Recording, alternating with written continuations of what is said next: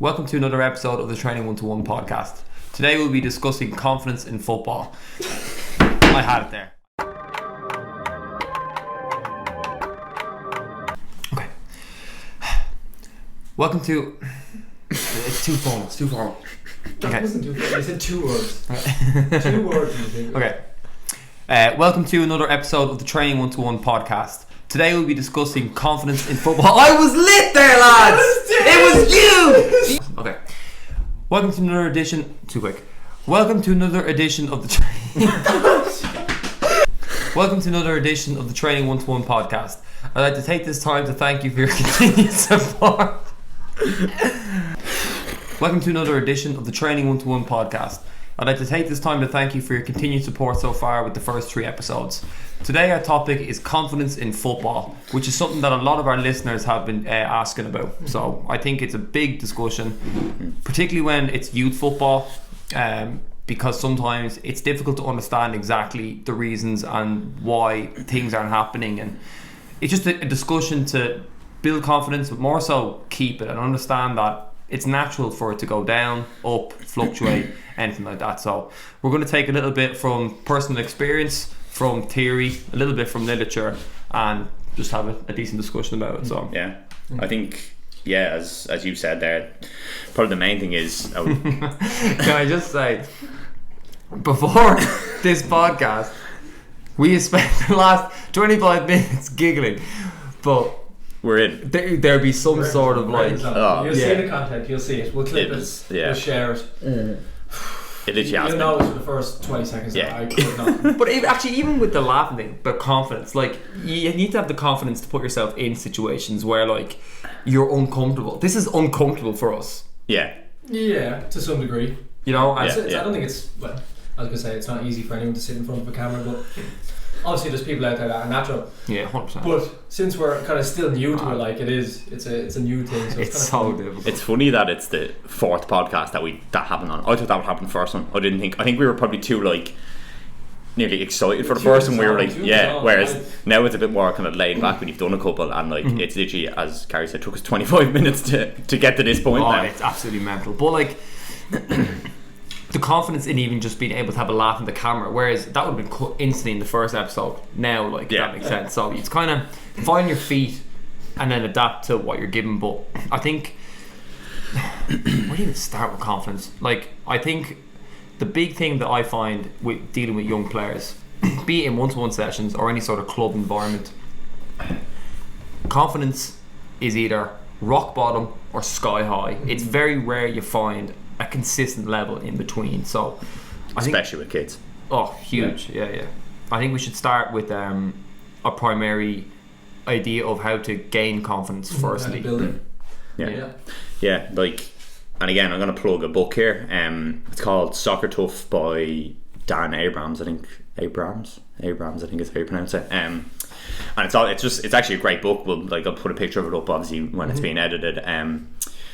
Pick it up. I think I got it for like 10-15 euro maybe, and it's just all simple tools. And obviously he's a sports psychologist. He was a golfer. I think he was quite a decent level of golf, and then he went in and worked with pro clubs, and I found it so surprising. Like, I read it during the lockdown, how simple the things he was telling pro players to do, and how he was saying how pro players have the same issues that everybody has. Like, people think obviously because pro footballers get paid and they're this and that they don't get affected by like human issues, but they do. And it can be something so simple as he's just telling players to be more positive with their imagery before a game, and that helps so much. So, and in that book he kind of talks about obviously confidence, and you summed it up there I think pretty well. It's either sky high or it's rock bottom, and it's actually, so since confidence is so short lived, it's literally if you score a goal in training you feel confident, if you miss 2 open goals you don't feel confident. And he talks about the idea then of self-belief being like your foundation to, so like your confidence will dip up and down, whereas the best players in the world, your Ronaldos, have rock hard self-belief,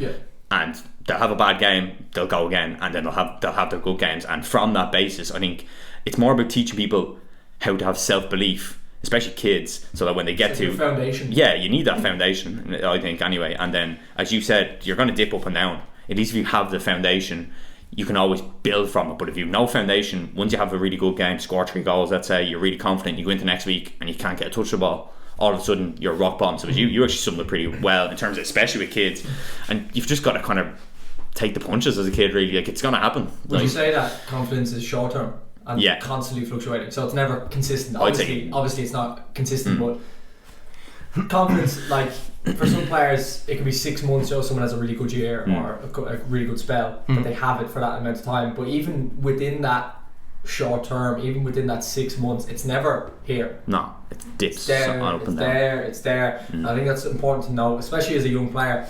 As you get older in pros and even just kind of elite level, or even you look at like senior players, everyone goes through it. Even in general life, like we go through confidence issues. Same thing for everyone. Even when you're talking about that, I think about myself, that it's important to understand it, like to actually know what it is, and that it's okay for it to go up and down, and that once you have that idea that it's not perfect, it's never going to be in a perfect world for anyone, that confidence itself fluctuates. But what you were saying with self-belief, so if you're aware that your confidence is going to fluctuate, if you can build that self-belief underneath, like the foundation, that you always have that to hold off to then go from 100%. There. So it's important to note that kind of as a young player, especially it's hard to understand, to get to grips with most emotions as a young person. Even now, like myself, I know it's still the same. I'm still getting to know myself as a person and what makes me tick, what things I struggle with and stuff. So with confidence, it's important to know as a young player that it is going to go up and down. And it's important to note that football is not the only thing that's going to influence it. That you have things going on at home, you've got things in school, who you surround yourself with.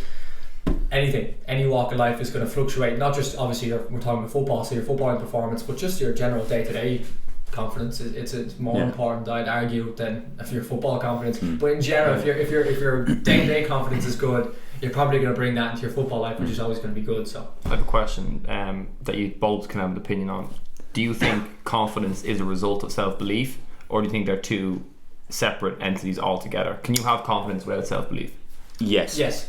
But it's gonna, as you said, it's gonna fluctuate. It's not gonna be sustainable. Short-lived. Like I could be a centre forward and I hit the ball off me hip, it goes in, off me heel, and one bounce off my head and goes in. I'm really confident in that moment, just because I've got lucky for 3 goals, but if I don't have a bedrock of self-belief, it can dip up and down. You can have moments or spells of confidence, but self-belief, I think we want to avoid being generic here, because when we were all younger and you'd ask we always get asked, for example, how could I be more confident on the ball?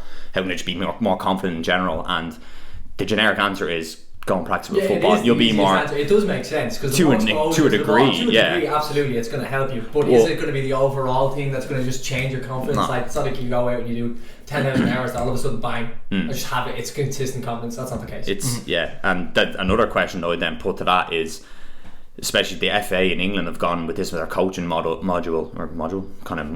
where they feel that the psychological, so things like confidence and all, like obviously psychological stuff covers a vast variety of things, but that underpins everything, like technical work, physical work, tactical work. Would you say to that, like, they think that's the foundation, or do you just think they kind of all work in together? The brain is the player, the body is the vehicle. If psychological issues and psychological strengths and benefits aren't the fundamental basics of your session or your player orientation, I don't think there's going to be much middle ground for developing the football player themselves.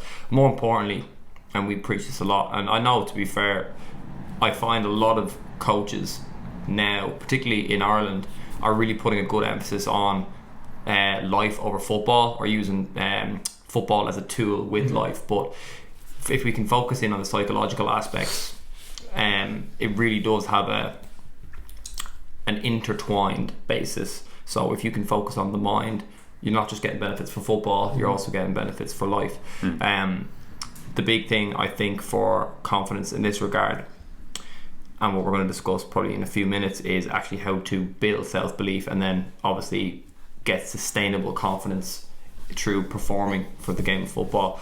But I do agree with that model. I think the mind is the player, the body is the carrier, the vehicle.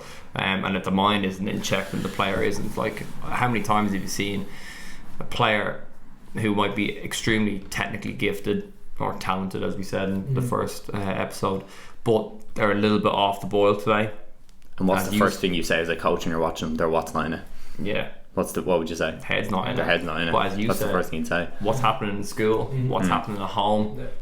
Like And a also, bad, I remember their kids as well. a bad day anywhere. Where anything affects the performance. So Absolutely. you've got to look after that. But I think the big thing in regards to self-belief and confidence, self-belief is the bedrock for when things go wrong. Yeah. And unfortunately in football, things go wrong a lot more times than they go right. So if you aren't able to perform when things are going wrong, or still maintain a positive attitude, a willingness to learn, and basically aspects that are going to develop you as a player, confidence is not in the equation. You have to have a bedrock that when things are going badly, you're still moving forward. It might be 2 steps forward and 1 step back, but you're still moving forward. And without good self-belief there, it's nothing. One of the ways I think to build self-belief, and it sounds bad, but one of the best things that would have been for me as a player was to reach rock bottom, to actually be at the bottom of your of confidence, in order to know, right, what do I need to do to get to here. So once you're actually at that bottom, you know what it feels like. You don't want to be there again. So if you understand that, if you for me as a player, I had plenty of rock bottoms, as everyone does in life as well. But for me, I seen it as a good chance to flip it and turn it into a positive. So once I reached that stage, I was like, I can't get any worse than this, at whatever stage I was in football. So once I kind of slowly, as you do, you train, you get up to a decent level, you start playing again, you get more confidence, things go on. In the rest of your life, you build confidence, and then you kind of hit that, what I would have called my self-belief level. So you're looking at that psychological level that you're saying. So to say that's there, you've already been down here. Yeah, so you know that once you build this up and you understand what kind of makes you tick and how to build your short-term confidence, that self-belief slowly starts to get a little bit bigger, and then once you kind of understand that I've already been down here before, that this won't faze me once I get to this stage, you can always bounce back. But without this, I think one of the best things to do, or not to do, because no one wants to hit rock bottom, but to turn rock bottom into a positive is a really big thing. Well, that's huge for self-belief. Yeah, to hit the bottom, to know I've actually been there before, and I know exactly how to switch it and go back up. It's a huge thing. There's some things I find, especially with you footballers in Ireland, I'm sure we've all seen, and you probably all agree with this, that the top players in Ireland that go away at, we'll say, 13 to 17, right? Maybe 16. They go away winning back-to-back All-Irelands here. They win every single league. Some of them go unbeaten in Ireland. No setbacks, no injuries, no nothing. And then they go over and they play at 17, 18, 19, obviously in a whole different environment, completely different. It's a lot more difficult, obviously, because you're living away from home. There's so many different factors. They've never hit a bottom as of yet, and then once they hit there, it's very difficult to do it when you're away from home, and it's very difficult to switch it when you're in that environment, and it's tough over there. It's ruthless.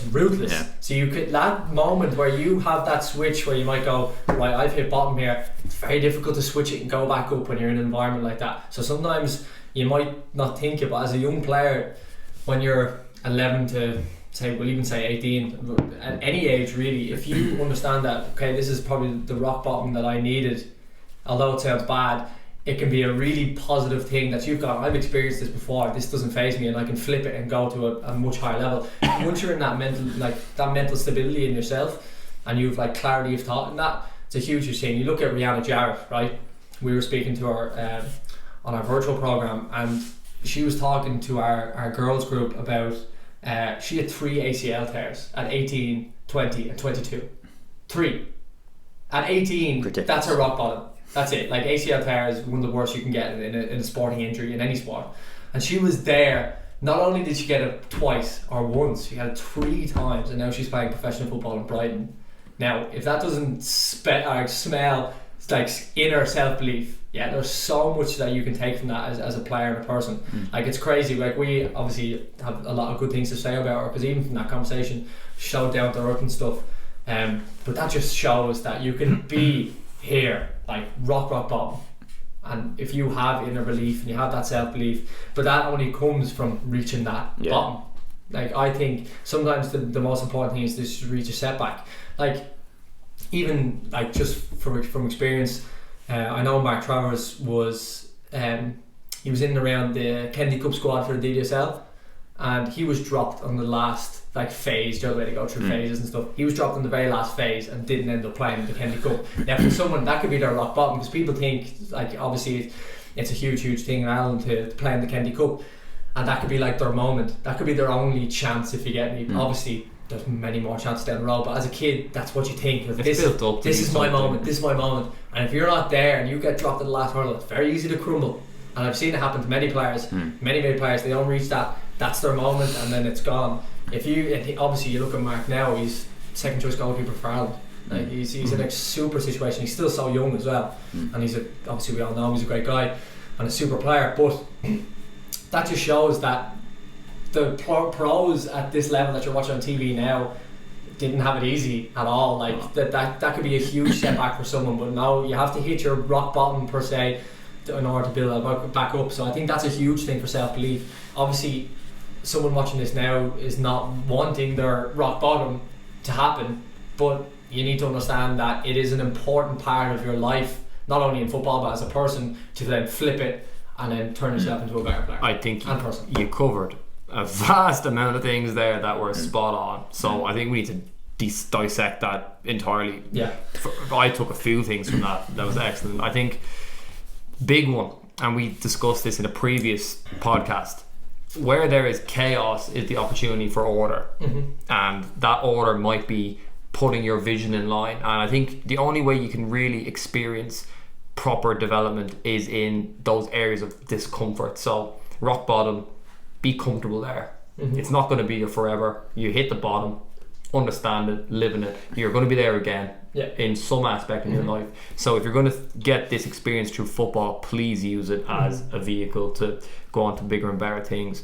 In regards to what you were saying there about setbacks, particularly in this, like all I can speak is from a coaching experience, maybe you from a playing experience, and same with you as well. But I find that in our culture, a lot of it is based around like X amount of players. Say like if you take a core group of 16 players in a region, let's say for a Kennedy Cup squad or something, and those players nearly have like not a stigma, more like an aura about them that's preconceived.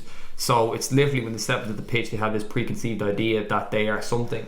Whereas unfortunately they really aren't. And everyone's at the exact same because everyone's at the same level. You're both playing, you both have the same contract, an amateur contract, irregardless of what your level is. So I think that's an important thing to be. Like, you can't get, for self-belief, and just for listeners too, just to clarify kind of what you were saying there, to gain rock solid self-belief, you have to cut out what negative aspects are coming in through the environment.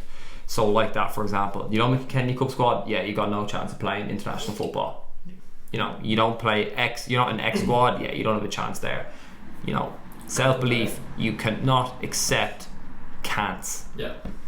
You just can't. You just can't. You cannot accept the no's. You know? Sorry. No, keep going. And what you said there is really important, the environment. And we were kind of talking about in the car on the way here about the people you surround yourself with. It's so important. If you surround yourself with exactly an opinion like that, it's going to feed into you. And in the book, which again, I'll probably plug it a couple of times in this because it's a great book, especially it's so simple to read for a player. That's what it's designed for. But talks a lot about mindset being like the origin of performance or the destroyer of performance. So it can kill your game or it can make your career essentially. Enhance it. So, and with that, it talks about it being like an everyday thing. And if you're always around people who are negative, it's going to filter in. Like if you train your right foot, your left foot, you train your head too in that sense. And you've got to, it's easy to say you've got to push positive thoughts and things like that, and positive outlooks on things, but while being realistic. That is this like secret sauce. Like there's this old tale, it's like a Native American tale, you know, about like the two wolves. It's like, it's essentially, so the story is a father goes to his son and he says, there's a fight going on in my head between two wolves, and he says one is good, one is the good wolf, we'll say, and it's positivity, it's empathy, it's all these like positive emotions, and he said the other one is negativity, so it's a bad wolf, it's negative, it's darkness, it's all these obviously ego, negative emotions. And the son then just asks which one wins the fight, and he goes, the one that you feed. So the idea would be if you have two wolves and you only fed one of them, he's obviously going to be stronger. So, and that's such a simple Look at me, my Native American tales. Those sort of proverbs are excellent. Yeah. They really ring home. Yeah. And like that's such a simple idea, but it hits home because whichever one you feed is going to win, and you're going to have days where you feed the negative because that happens. Everyone has a bad day. Not But perfect. Everyone. and we obviously touched on Matt Sheldon talking about you wouldn't get much done if you only worked on the days you felt good. Like that, you've still always got to push as positive imagery as you can for that day on what you're good at, how can I improve, and just that is the secret to it really. It's how you talk to yourself essentially. We literally spoke about this for half an hour on our last podcast as well, about who you follow on Instagram and stuff, because we are on any social media, because I spend a lot of time on my phone, obviously with work and stuff, but I spend a lot of time on my phone like everyone does nowadays. If you are absorbing that content all the time, whether it's negative or not, I don't mean someone like, it's not going to be often someone's popping off you on your Instagram, that's all I'm saying. But if you're looking at other players at your level who might be in international camps and you're not and all that type of stuff, if you're looking at that every day, it's just going to put you down. And that it shouldn't, because it's, at the end of the day, you're still the exact same level. You're still both playing amateur. You're still the exact same age, same league or whatever it might be. You're still at the same level. Like, there is no for that type of information to take that in all the time, it can be difficult as a young player.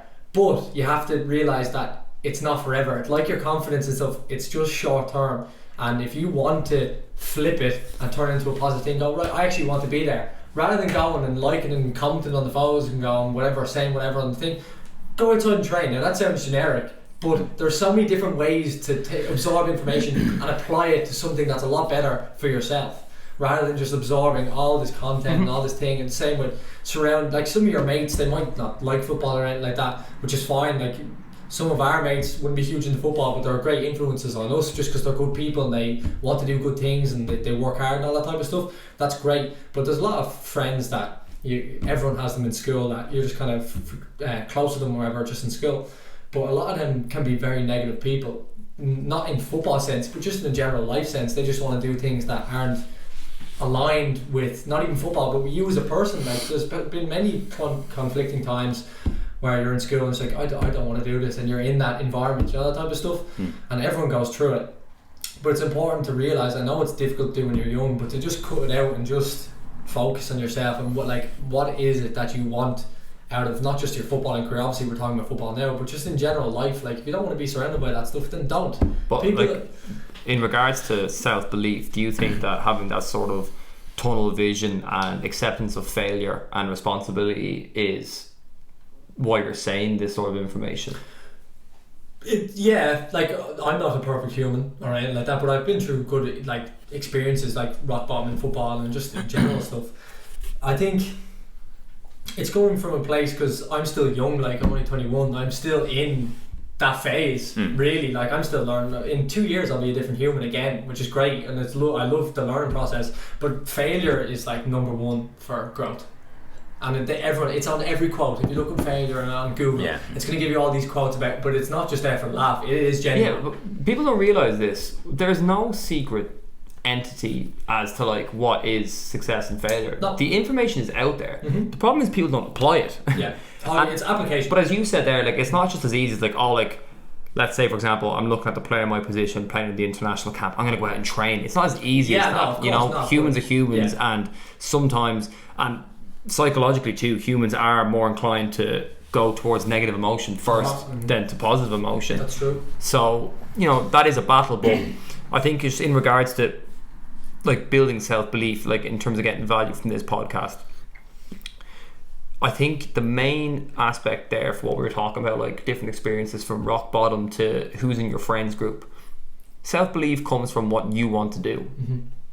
Like what is your what do you want to achieve in football? What is it?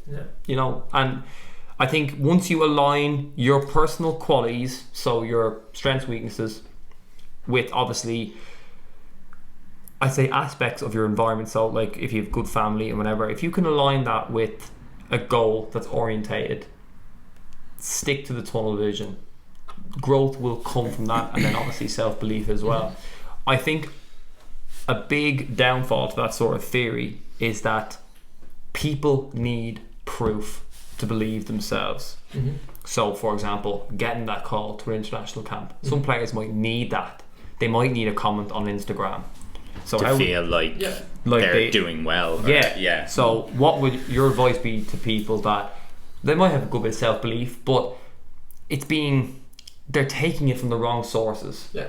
Well, if you look at sorry, you go. If you look at players, like for us, Mark Travers is a great thing for our local area, because I even plugged him in the last podcast, but Gary Vee, I watch a lot of him. He says a very good thing, that if someone from your area or from your community has done something that you want to do, you have no excuse why you can't do it.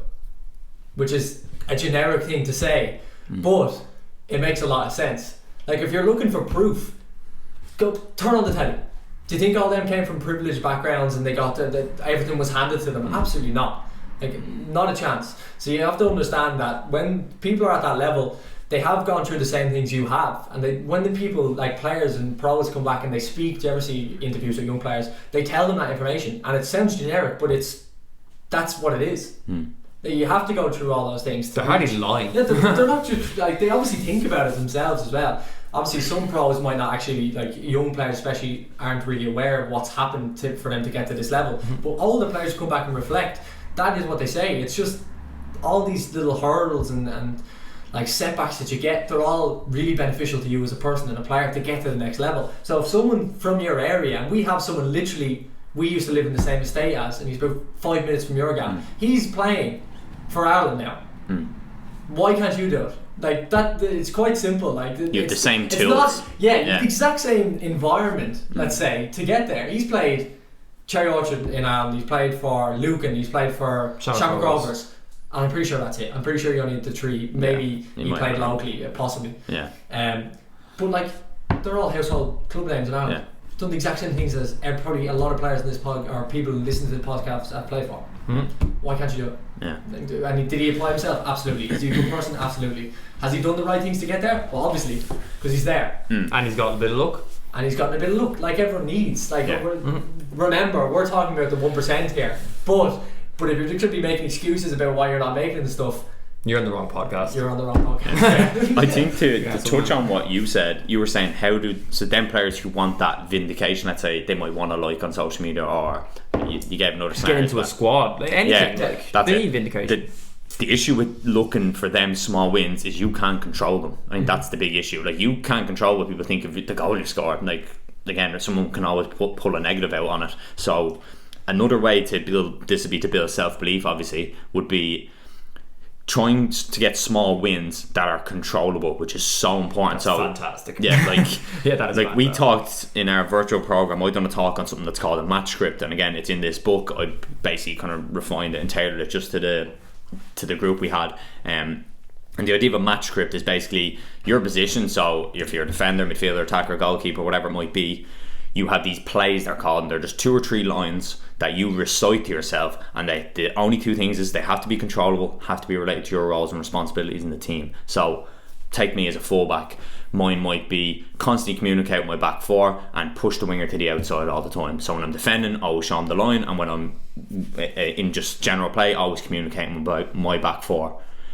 I can always control them, and if I go out and do that for the first 20 minutes, I'm in a good game. I've played myself into that game, and it's so important to controllables, because I can control them small wins. Next week I can add something else I want to add in. Now again, it's suggested you wouldn't have like 10 plays, you kind of 3 to 4 be like max, but with that's something controllable, simple. If you implement that and you can keep that in your game for 10 years, you're going to be a better player, because you're going to have this bedrock of, if I keep reciting these things to myself and do them as my baseline, I'll always be a 7 out of 10. And there's careers for 7 out of 10 players. Like, it's there's not many Ronaldos out there. That's what I mean. There's more Glenn Whelans than there are Ronaldos, and that's not a Mark pop Nobles. Mark Nobles, yeah. Shout out And that's Marky. not a pop. I think people might think we're like taking the piss no, out of it's these not, players, it's but it's not. not. We were like, back in his corner for ages in the last podcast. Yeah, absolutely. and these players get stick sometimes, but They're so they're good at their job. 90% They of are pros, where like, you want to be. yeah, Absolutely. that's it. Like, and again, as I was saying, it's all small wins. And you were saying, how do people? Yeah, how do they get their vindication? Whatever it is that you gives you your buzz, I suppose. But make sure you can control whatever it is. Like, and Controllables. yeah, that's the big thing with Being aware self-belief. of the controllables is important as well. And what Actually, controllables yeah. make you tick? Yeah. Some might. Like, some players are naturally quiet, they're not great communicators. That's not so going to be in their don't, match. so don't pick that one. Yeah. Everyone Good thinks self-awareness. that's a real thing in Ireland, isn't it? Kind of about like communication. That could be a whole different podcast topic. Actually, that's a good one. I'll note that down. Yeah. About communication in football, but it's a real thing in Ireland where it's like communicate. Like, what are you talking about? Like, what am I supposed to be saying? Yeah. Like, just because if I'm playing centre half and David, you're my left foot, and I tell you like quietly, tuck in left shoulder. That doesn't mean like it. Just because I'm not screaming at the right winger, just saying like whatever, some generic term, doesn't mean I'm not communicating. Just because you're not the loudest person on the pitch doesn't mean you're not a good communicator. Yeah. I hate that. We So will do a this podcast is on unrelated that. That's to a what we're full talking about. podcast Yeah, topic. that's a huge podcast. Yeah, you may nip that in the bud now, because Effective. that is Effective you will start with communication, Morgan. Morgan in podcast, he gets something. I know, I'm And he in. goes. I'm in. Head is Leave down. me out for the next 2 minutes with my head spinning now. Yeah. Really interesting. We'll have a conversation. with You what go you slip on were the water, you're out now. with what you were saying there, and it again brought me back to the book where he was telling me who he's working with a player, a pro player, and it was a striker, and the 3 plays the striker had was like constant nuisance to the back 4, make forward runs, and I can't remember the last one.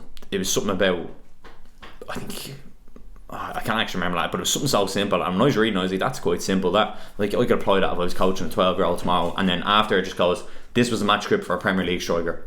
Like, so simple. Like, it's not like Wayne Rooney is telling himself different things than a 12-year-old is. It's just he's always positive with it when he's playing, and that's, again, there's no secret. That's literally it. It's being consistent with that as well is so important. And I found that fascinating, and I went into like a midfielder who was must have French League 1. Yeah, it was like a French League midfielder, and it was just box to box, look for diags to the right wing and talk. The beauty about them, to actually give context to what you're saying there, because match scripts are, I never even would have thought of doing one of them as a young player. They're really, really good.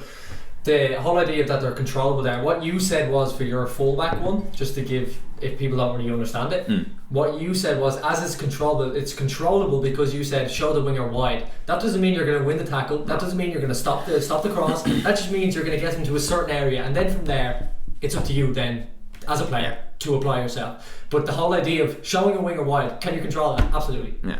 What does it? Your body shape, your positioning, your timing, all that type of stuff. But that's controllable. Yeah. I just thought if someone might not understand that after 100%. listening, Yeah. Because that you actually have to, like, one there being a nuisance to the centre halves as a striker. You can do that. Just anyone run. can do that. Yeah. Like, literally anyone can do that and be good at it if that's your job, and you understand, in my roles and responsibilities, if my job is to be a nuisance for the centre halves, that's something I can control and put in my match script, and I can do that week in, week out, and then that's a little win for yourself. And just because it's a football podcast, just to reiterate what a nuisance is, that means like Jamie Vardy, if you're going to compete with a centre half, or if there's a ball that to be won, you don't need to necessarily win it, but make sure that the centre half's header doesn't beat your midfield line and it drops at our midfielder's foot. That is what being, I'd say, gives a chance of the second ball for that context. In regard, but is that controllable? 100%. Get to the area quicker, jump quicker. Jump quicker. Get and on for if you're tired, no excuse. Go get to that area, like controllables, 100%. So if your manager doesn't see that, it doesn't matter. It does not matter, because you know yourself you've done that. Self-belief doesn't come from other people. Obviously there's factors that external that help that, of course. We feed off people's energy all the time, but if you know in this game I'm going to go compete with every single high wall in this game, I'm going to go compete with the centre half, if you can do that 10 times in a game, that's a little win for yourself, and you'd be so surprised what that can do for yourself, especially with your short-term confidence, and then also within your self-belief, because you know, if I can do that, that's my foundation of self-belief. If I do that all the time, I know I'm doing something right, and then from that you might get a goal. You might pick up this, you might pick up that, and all of a sudden the confidence starts to rise then, and your self-belief might do the same. Yeah, I think we covered a lot of stuff there, so I think just for listeners, just kind of to come back into the conversation and just to kind of remember a couple of key points.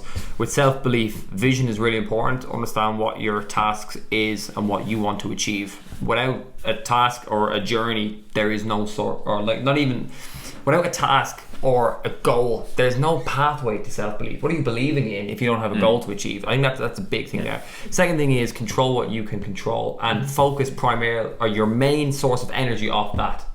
Firstly, if you have positive external sources like family, friends, etc., that's just an application, like that's just like a little sticker on the side of it good, saying it's obviously going to help you. Exactly. Third thing as well for self-belief, be comfortable when you have your setbacks. Understand that it is a part of the journey. It does not define you. One failure does not define you. No, obviously, but it means understand it. Yeah. Well, there is, again, it goes to your mindset as well if it's fixed or growth orientated, but it's really important to understand that when you fail, it's an opportunity to learn. As generic as that sounds, listen to that backwards and really focus on it. One of our words of the week was setback, opportunity to grow. Like it's so important. Yeah. I was going to say, like, just to bring the listeners back in, like, I think this kind of touched on what you were talking about self-belief. Belief. Touching on Word of the week. Just touching on what Morgan, you were saying there about self-belief not coming from other people. That is, like, that's probably rule number one. Like, it's you self-belief. For a reason. It's self-belief. Like, don't wait for your manager to believe in you, your parents, your friends, your teammates. It's you. And there's a reason why you listen to people like Conor McGregor, all these people, and they're always talking about, I knew I was going to do it. I pictured myself doing it. I visualised myself doing it. Ronaldo will be the same. Mayweather, any of these sports stars. It has to come from you. People can only guide you and facilitate you and push you. It helps. But the penny's got to drop one day. And if, as you said, if your goal is to get to the highest level of football, you've got to believe you can do that, and then that's got to filter into your actual sport specific skills. So you're obviously technical, tacticals, physicals, and all that. Yeah. Absolutely agree. Knowing the controllables. I know, obviously, like I said earlier, as a young kid, like, if you're listening to this, it is difficult coming to terms with what's going on in your life at the best of times. And you're not even now, us, we're the exact same. Like, it's difficult to juggle everything as you get older, especially with school. Like, school's a difficult time for a lot of people, so it can affect not only your football game, but just life as well. So knowing, kind of, hopefully you take something from this and you understand that if you can kind of know the things that are controllable for you as a person and a player, and also that how you can apply them, and obviously know your end goal towards that. You reiterated basically everything there, spot on, about the general consensus that we gave there on self-belief, but all of it comes down to yourself. It's quite simple. I like that this would probably be quite a short one. I think we're just over half an hour, but it's important because we're not experts in this. No, absolutely. That's why we haven't strayed too far from experience and for example, me going through that book, and that's why I'm obviously going to plug Dan's obviously like Twitter handle, and I'll put the book up again. But as we've said last week, seek the right content, find these people who work with the people at the top, and for example, read that book. You'll pick up 3 or 4 lessons from that book straight away, and it's not a big book. The English is quite simple in it. It's not complicated. It's an easy read for a player. That's obviously what it's designed for. But it's important to note that we're not coming at this from the angle of we're the high priest of confidence, and self-belief. But to be like, if you want to really bring it personal in regards to the listeners, like, about our self-belief, like, Morgan had a vision a couple of years ago, and his self-belief in the project bought Gary in. His vision, combined with his vision, bought me in regards to, like, investing time into it. And Training121, by the way. Yeah, the whole idea. But I call it a project because it's more than just football sessions. And even like a podcast is another branch. But again, we've had many setbacks, many failures. Still right now. We had a failure today. All the time. Again, like, these are applicable, and this isn't like we're just saying this as like the almighty gods of development. Belief and hype. And we have as many failures, if not more, because we have a vision. And this isn't just for a Training121, it's a vision for every single aspect in our lives, and obviously maintaining self-core beliefs and values. But even just with this podcast, this is a branch to the unknown, but it has a vision. We visualize it where it's going to be, not in 6 months, not in 12 months. We don't care if we have 100 views. We don't care if we have 1,000 views. We have a vision, we have a belief, and we are not, as much as we value the external input from people watching, it is absolutely vital because we listen and watch every single comment. The opinions in regards to, like, the quality of the content and stuff like that. Like we want to progress, learn, take in what we need, but understand that we have a vision as well.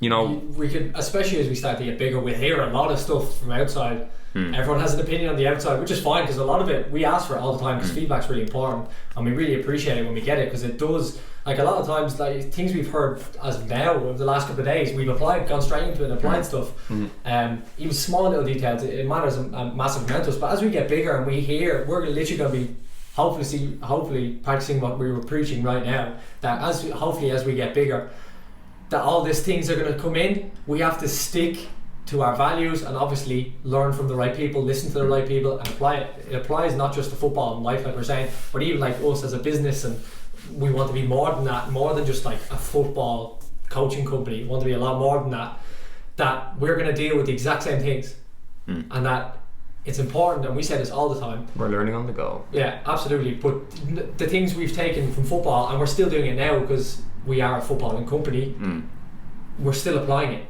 It didn't just stop when I retired at 19 and G retired at 18 and Daly's going to retire. So we're still doing the same things, because it's within our values and our principles, our beliefs, that this is what we want to do, and we're still learning. That's the beauty of it. Like, the beauty of life, and football allows that. That's why it is a vehicle for learning. Like, it's a tool. Just use it as much as possible, because it will help you learn a lot of new things. And like G was saying there, like, we are doing the exact same thing now ourselves. Like, we're still trying to find our self-belief, we're still doing all that type of stuff, we're applying it ourselves. So that's why, and we're young as well, like, we might be relatable to a lot of the listeners, which we hope as well, because like, we're all still quite young in a life sense. Like, 24 for you two is like very young, and people think it's so young. Like, you've got so much time to learn stuff, and me being 21, I mean, so much time, but we're still like learning.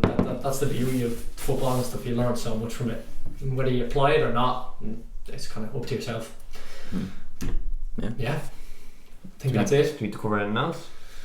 I don't think so. I think there was a lot in that. Probably your best off. Yeah, I'd advise to listeners as well. A lot of our stuff has basic script notes, but it's not like we're going to talk about this, because as we're talking, thoughts develop, experiences are relived, and it's just executed on the moment. Re-listen to podcasts, and you are all on your own visions. You all have your own goals. Take what you need from this and use it. It could be Daly's story about the Wolves. Or I have nailed that directly into my head. That's all you've taken from this. Story that's value, like, that you're getting something out of it. Yeah, you might have one or two things that you'd even like to add. Like, what do you have that enhances your self-belief? Do you have things that are similar to this? Do you have anything that we could take on board for self-belief? Comment, messages. We'd love to hear it. Like, honestly, we love and experiences from different areas too. Absolutely. Yeah, I think end that there. Yeah, I think that was very good. Thank you again. Thank you again for listening. It's honestly so appreciative, or we are so appreciative of every single view, and just being able to positively affect people's lives. Hopefully, yeah, absolutely.